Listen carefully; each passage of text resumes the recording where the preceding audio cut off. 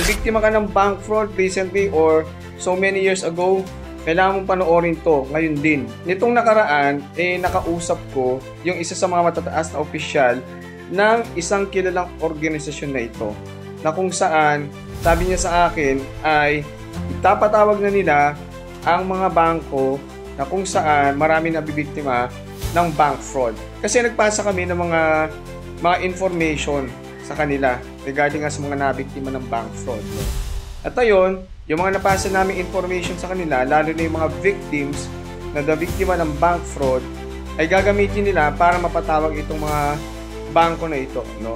So, ikaw kaya Mies, kung biktima ka ng bank fraud, kahit anong bangko pa yan, i-message mo sa amin ang mga information na nasa baba na ito.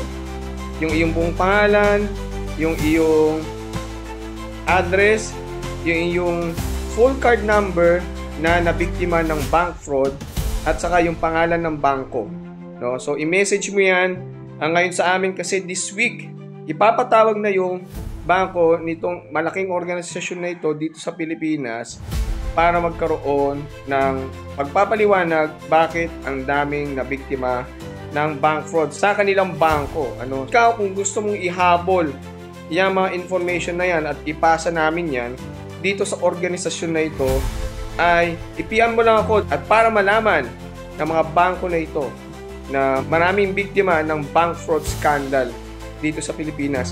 Again, kilalang organisasyon to, no? Kapag hindi sila sumipot, sabi sa amin nung kami nag-usap nitong mataas na opisyal na ito, kung hindi sila sumipot, ipapa-press release sila. So ibig sabihin, i-expose itong mga bangko na to. So yun lang, again, message nyo yung mga information na yan. Ngayon din. Salamat! Bye-bye!